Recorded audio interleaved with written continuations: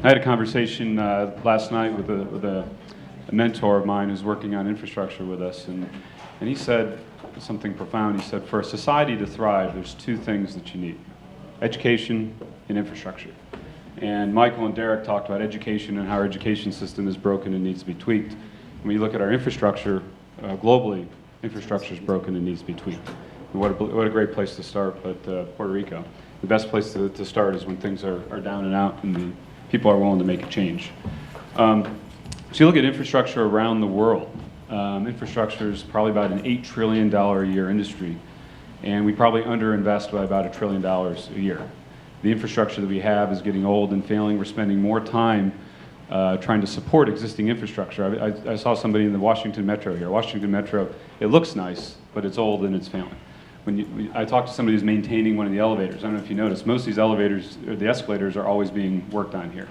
And I said, what do you spend your time doing? He goes, well, most of my time is spent maintaining infrastructure that was meant to be in service for 30 years, and it's been there for 40 years. So we're not reinvesting our infrastructure, and more of our time and money is being spent supporting old infrastructure. That's in the United States. More people in the world have access to cell phones than they do toilets. 660 million people in Africa don't have electricity. So when we look at infrastructure around the world, we're failing our citizens. So, let me see, I need to be able to advance this. In the United States, 130,000 bridges are rated D or below. A lot of those bridges are dangerous. People know they're dangerous, and we still commute on those bridges. When you look at all these problems and these trends, Puerto Rico, obviously in Puerto Rico, we have one of the worst blackouts in American history in Puerto Rico.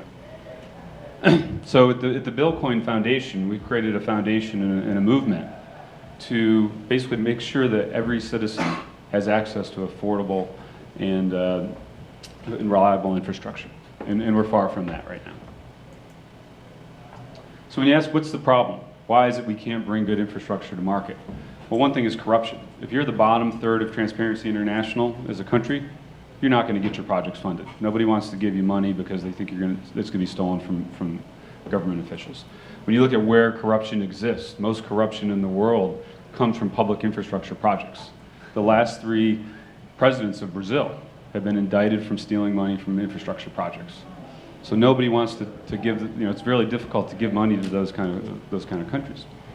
There's bureaucracy, there's misaligned incentives. We'll go through some of that. But one of the biggest problems is not actually the corruption. We're just not starting enough projects. Even in countries where corruption isn't a problem, the politics, we hear about all the politics and all the politics that get in the way. Well, politics are stopping us from bringing new infrastructure to market. And so the biggest thing, and one of the things that we're working on, is that project origination. So when you look at project origination, what does it take to actually start a project? In infrastructure, we talk about feasibility studies. How many people have heard of feasibility studies? So you got a big project, you want to get it going, and you have to do these feasibility studies. Well, when you think about that word, feasibility study, first of all, that word is kind of a broken word, because you're basically saying, we're going to basically spend money, a lot of time, to justify a decision on a project. We've already decided what the project is, and now we're going to spend the money to have a yes/no decision whether we're going to move forward on that. And these feasibility studies are, they can be $500,000 to $4 million for a large project, and they take years to do. So first of all, that we're actually trying to, we might not really know what the problem is, and we might not know what the best solution is, but we're going to spend a lot of money and spend time on that. And the other problem with this is because of the bureaucratic process. If it's a public process, public project, then if you're going to do the work on these feasibility studies, you're precluded from doing the work on the project because it's a conflict of interest. So it's hard to find, that's one of the reasons it's hard to find money to fund these projects because of this. So what happens is it falls down on the public sector. So now the public sector has to fund these feasibility studies. And the problem with this is you're going out for a low bid. So you're going to low bid the feasibility studies to get average companies with average people to do an average feasibility study to justify whether you can move forward on a project. And it's going to take years to do that. So that's kind of broken. It's a broken system. And then the other thing, so we're having the right people. So we think that process is broken, and that's something that we need to fix. So at the BuildCoin Foundation, we're creating a blockchain ecosystem. We're basically creating a new operating system for originating public infrastructure projects, for finding creative ways to financing them, and also to execute those projects transparently. And we think we have something pretty unique. So we have these several different engines here. So we talked about the origination, but the other thing is when I talked about the funding of these projects. So right now, when you're funding, there's only a couple, the people are going to fund a big public infrastructure project. It's either going to be a government, or you're going to go to a pension fund, or there's a lot of people with a lot of capital.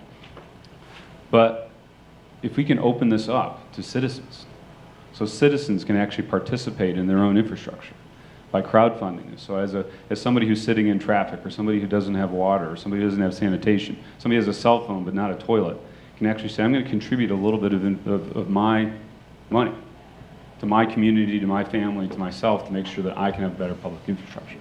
So we're creating this ecosystem where we're involving citizens, we're allowing people to participate, and what we're also doing is with the project origination, we're bringing in experts at the beginning to make sure you have the best possible projects. So we talk about a little bit more about this project origination.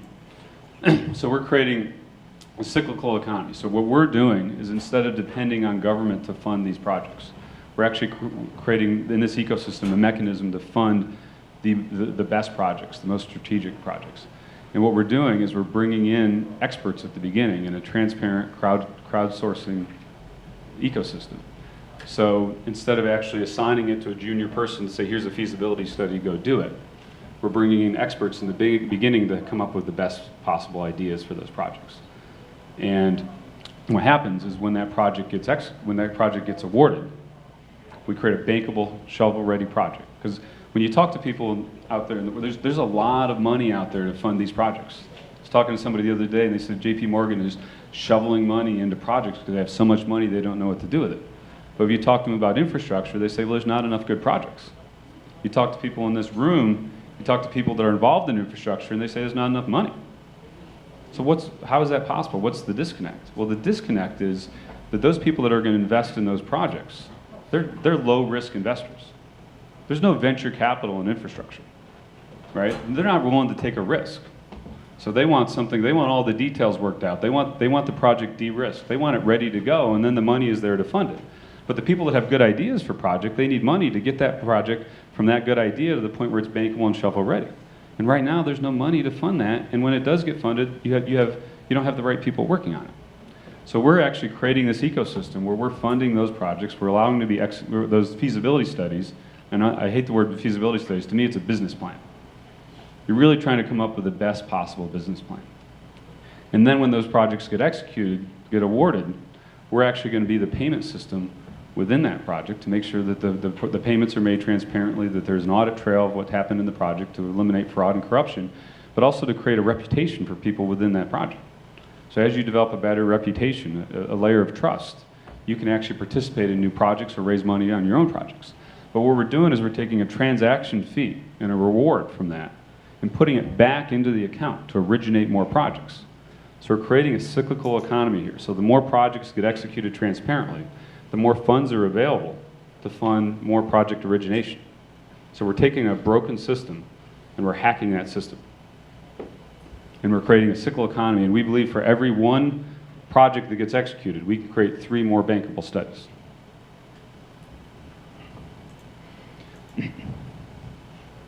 So the state of Sao Paulo is our first big project in the BuildCoin Foundation. So in Sao Paulo, they came to us and they said, we've got this idea for this project, we're interested in blockchain, we want to work with you on this. And what we want to do is we have all the municipalities in the state of Sao Paulo have old traditional public lighting systems. So we actually want to replace them with LEDs. So we believe we can save 30 to 40% of that. We want to do a public-private partnership. The problem is we know there's a lot of money to be saved. We can easily make this a public-private partnership. We can bring in the operators to do it. GE, Philips, they're all interested in doing it. But we don't have the money for the feasibility studies. We're interested in participating in this. If you can help us fund these feasibility studies and do this work, then we can replace all these lights. So we go down this process. We're bringing in these experts. And the first thing the experts we bring in say, well, first of all, if your lighting is horrible in Sao Paulo, The traditional way is to bring in local Sao Paulo people to do feasibility studies. Do you think you're going to find the best people in Sao Paulo to actually decide what the best lighting system is? Probably not. So we're bringing in experts, people from Scandinavia, people from the US, involved in this process. And the first thing they say is, well, what are you really trying to achieve here? Well, we want to save money on the lighting. But and they say, well, our mission is also safety. So as the state of Sao Paulo, we're in charge of the safety of the state. The municipalities actually operate these things, but we're in charge of safety. Well, if this is a project about safety, then these experts said, well, why aren't you installing webcams? Why aren't you installing sensors? You know, the GE, Philips, the people that be installing these lights are really big into smart cities. This should be a smart cities project. So very quickly now the feasibility study, this whole process went from just replacing the lights to fulfilling that mission of how do we make Sao Paulo safer. And right now, these first couple projects, we're not talking about bringing in the citizens, but it's a $1.4 billion project, but it's actually broken into 53 different municipalities. So the first couple cities, the first couple of municipalities, you know, we basically were going to execute them traditionally and there's enough financing, but why not in some of those municipalities allow the citizens to participate in this, to take some ownership in that project? So now I'm actually putting some of my money forward to have a partial ownership in an asset that's actually making my community safer. So and as we went down through, we had some meetings with people in Sao Paulo, 60% of ICU beds are used for people with traffic-related accidents. In Sao Paulo, if you're driving at night and you come to a red light, you go. You don't stop. It's too dangerous, right? Somebody's coming the other way, car accident, you're in an ICU bed. So this is our first big project. It's a $1.4 billion project. It's supported by the governor. Minister of Finance has been involved from the beginning. And you know, there's a lot of money to be made. It's a public-private partnership. But the most important thing is we're making Sao Paulo safer. And we've hacked the system. You know, what's interesting is we go out and talk to General Electric and Philips and all the people that are going to be bidding on this project. They're excited about, they're interested in blockchain, they're interested about this, but the thing they said is, what we like about this is this wouldn't have happened without you. And if you can do this, you can do this in Sao Paulo. There's lots of other projects. There's lots of other lighting projects throughout Brazil. And if we can get this system working where you can originate more projects, there's more business and there's more opportunity for everybody. But the current system is broken. Who's your point of contact with department or city, in the city? It's the state. It's the state of Sao Paulo. Okay. Who? So there's the Minister of Finance. The governor signed off on this. It's the governor's office. Finance. You're working with finance. Right. So the next project we're working on is in Punjab province in India. So one of the problems they have in India is they harvest the crops twice a year. And when they cut the crops, they leave behind all this stubble. Well, they have 4 weeks to clear that stubble to plant the next crop. So what all the farmers do is the farmers go out there and they start burning the stubble. Well, that creates all the smoke that goes up into the air, mixes with the exhaust from cars. It creates a huge pollution problem, huge health problems in New Delhi, and they made it illegal. So it's illegal to do this in India, but they don't have any other options. So the farmers continue to do it, and then what happens is, you know, they can't arrest the farmers because you're arresting all the farmers who are producing food, and there's no other option. So it's horribly embarrassing to the government, but everybody walks around covering their mouth. So a developer came to us, saw a presentation, and said, hey, we have a factory that we can build. And this factory can take this stubble and turn this stubble into building materials. Well, it turns out the government also has a mandate to provide low-income housing. And they don't have enough building materials. So this factory can take the stubble, farmers get money back for the stubble instead of burning it. They can do something that's not illegal. The government can enforce the law because they actually have a legal option for the farmers. And the stubble that was turning into pollution is now turning into building materials. So what we like about this project is a relatively small project, solves a big problem, big humanitarian problem, and this is just one factory. There's opportunity for hundreds of factories in India, have the same problem in Indonesia, there's the same problem in Brazil, Kenya. I mean, anytime you have 2 crops a year and you got to get rid of this stubble, this is a huge opportunity. So these are the type of projects that we're interested in. In this, we're actually going to crowdfund this project with Indian American, wealthy Indian Americans in construction and also in the technology industry. So we're going to run a crowdfunding exercise, fund this project, and that's how we're going to execute this. So one of the things I want to announce is we talked about this, how we're executing the project origination. And instead of just checking the box and doing feasibility studies, we're actually bringing in experts to improve the process. So Matt McKibben just raised his hand. He's excited about this announcement. Matt and several other people, as I would give these presentations, they say, hey, was there somebody you need to talk to? And they kept bringing up Singularity University and what they're doing at Singularity University. And I didn't really see the fit. But then I got introduced to Salim Ismail, who was the founding managing director of Singularity University. It turns out he's been doing similar things with some cities around the world, where they've come to him for their way of thinking. And so Salim wrote a book called Exponential Organizations, and it was taking that Singularity University thinking of exponential trends. How do we tap into these exponential trends instead of linear trends, and bring about change in organizations? So he wrote this book. People started saying, "Hey, we want you to come consult with our company." So he's worked with General Electric, Procter & Gamble, companies like that, to bring that transformational thinking to their organizations. Well, as he gave presentations, a couple of people from some cities said, "Hey, we're running into some obstacles. We want to tap into this. Is there anything you can do to help us with our city?" So instead of applying this to an organization, they said, "Hey, let's apply this to municipalities." So he actually partnered with the founder of the One Laptop Per Child in Miami, and they basically started working on this concept. The first customer was the city of Miami. So the city of Miami said, so part of their approach is they said, to bring about this transformational change, you have to lower the immune system.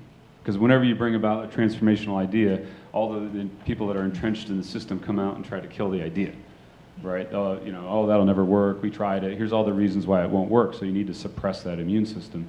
And then you get people that have really good ideas to provide those ideas without them being shot down. So somebody in the audience said, "Hey, we're trying to do an infrastructure project, and that immune system is shutting down our project. So we want you to come in and consult with us." And there's the city of Miami. So they had a $1 billion light rail project that was going to solve some of their congestion problems, and it was going to take 10 years to roll out. So they brought in Salim, and they did some work, and they looked at, what's the real problem? Why are you having this? Where is the problem originating? And then they also looked at trends. They looked at demographic trends. Are people working more at home? Are people having more children? What are these trends, and how are they moving forward? And they looked at technology trends, especially in transportation, ride sharing, autonomous vehicles. And they started looking at all of that. And after about 2 or 3 days, they said, this would be a disaster. Why would you implement a light rail here with all these trends, the technology trends, autonomous vehicles? So you're gonna take 10 years to roll out something, cost $1 billion, and it's gonna be the wrong solution. So that's what's happening in infrastructure today, is we have these broken processes. And a lot of the projects that are being rolled out are projects for tomorrow based on yesterday's problems. And Uber didn't exist 5 years ago. You look around, everybody's riding these birds. They didn't exist 6 months ago. And it's changing the way infrastructure and transportation works in our cities. Here in Arlington, Virginia, they don't have parking problems anymore. Now they have problems with the pickups, Uber picking up and dropping off people. So, Uber has relieved some problems, and it's created more problems. So why implement a light rail that's not going to solve the problems of the future? So that's kind of so they took what we're doing to the next level. Instead of just bringing in experts to get the best project, let's make sure you got the right project. And if it's going to take a long time to deliver something, let's make sure we got the right approach. So this project that they did in Miami, they basically implemented a mobility project. So instead of a light rail, a mobility project to support these trends at 1/10 of the cost, and it's going to get done in 1 to 2 years instead of 10 years. So that's the kind of thinking. So we've entered into a partnership with them, and what we're doing is, I mentioned the cyclical economy that we have. We're basically creating an accelerating endowment. We do one project, it creates 3 more projects. So we're creating a category of these projects where we're using our ecosystem, and we're bringing in his ExoWorks consulting methodology, where they developed a very good methodology to dig deep into the problem, look at demographic trends, look at technology trends, and let's make sure that you're actually going to create the best possible project. Now, one of the things, and I think where methodologies like this fail in infrastructure, is there's all these competitions where you can come up with a smart city of the future, and somebody wins an award, and they get the award, and then it never happens. Right? It's very difficult to take an idea in infrastructure to actually becoming a real project. And you have to get to the point where it goes from a plan and an idea to bankable studies. So that's what we're doing, is we're not just coming up with new, really cool ideas and plans. We're actually taking it all the way to the point where it's ready to be approved and financed. And that's a critical thing in infrastructure. Again, there's no venture capital, there's no mezzanine financing. You have to get that to the point where it's bankable and ready to go. So, so we're also in this, what we're looking for is the mission here. Infrastructure today tends to be incremental. We have a bridge that's broken, we need a new bridge. We've got a new city, let's build a new road. Right? Everybody's thinking the same way. What we're looking for is transformational projects. We're looking for a 10 times impact on society. And I don't think you can do that in a traditional system. You have to have something that hacks the system, like everybody's talking about here with startup societies, and we're creating something that delivers to society bankable, shovel-ready projects. But we're doing it a different way. So we're also creating a steering committee. So we're bringing in some leaders in the infrastructure industry that understand infrastructure globally very deeply. Very smart people, people from McKinsey, people from some leading engineering firms, some leading construction technology firms. Then we're also bringing in people that understand AI, bringing people that understand robots, people that understand drones, and some 3D, some virtualization people to sit on the steering committee. So we don't want to apply traditional methods. We want people that are thinking outside the box. Some people will have to have their immune system suppressed, all right? But some people are going to be challenging those people to think about new ideas, and that's the steering committee that we're going to use to bring these projects to market. And we'd like to start in Puerto Rico. So, Puerto Rico, you talk about an immune system being suppressed. The best time to start with a transformational project is when there's distress. Never waste the opportunity with a crisis, right? So we got a crisis. People are willing to listen to ideas. So we'd like to start in Puerto Rico with this transformational infrastructure. So what's important is we want to do an accelerated sprint. So taking their methodology, and what we need is the right stakeholders in the room, people that have, the right stakeholders in Puerto Rico, people that are influential, people that can make decisions. And we need to suppress the immune system. And I think it's easier to do that now, but there's still corruption. I mean, there's still issues in Puerto Rico that need to be overcome. And then source transformative ideas. So here are all the ideas. And they may be totally, it may be different than what people think. Everybody talks about the power grid. I think that's, a good place to start. People are working on that. Is that a good place to start? I don't know. But we need to come up with all these ideas. And then we want to pick one. We're going to pick a transformational project where we think we can have a 10 times impact. And then create a bankable project. So from that, we want to take it all the way from the point where it's an idea to the point where it's ready to be financed and ready to be approved. And then we're going to execute that project transparently, and then we're actually going to put money back into the fund to create 3 more projects. So that's our goal. That's what we're trying to do. And we've had several people in the room. We're having discussions about this and how to go about it and trying to get the right people in the room. And I think there's a lot of momentum. One of my concerns in Puerto Rico, there's a lot of people running around doing different things, a lot of people talking. We need to get people in the room that are going to act. And I think if we can get those people in the room, there's plenty of money to finance this. We just need the right momentum, we need the right projects, and we need the right approach. So it's a team that we've assembled here for BuildCoin. So we put together, on our board, we have Marcel Dietrich. He's the chairman of a fintech company in Zurich. The BuildCoin Foundation is a Zurich foundation. We also have Patrick Stronginger, who's on the Ethereum Foundation board. Norman Anderson, who's the CEO of an infrastructure think tank. Somebody who's been very helpful in this. He has a lot of the connections in South America. Ian Solomon, the former U.S. Executive Director at the World Bank. Peter Weibel, the former CEO of PricewaterhouseCoopers. Then we've added to our board Bryn Fosberg, who's the number 2 guy at Trimble, a $2.6 billion engineering construction technology company. Salim, I just mentioned, and Yuri Malley, who's the president of Louis Berger Services, and it's a global engineering firm. He's also a McKinsey partner, former McKinsey partner.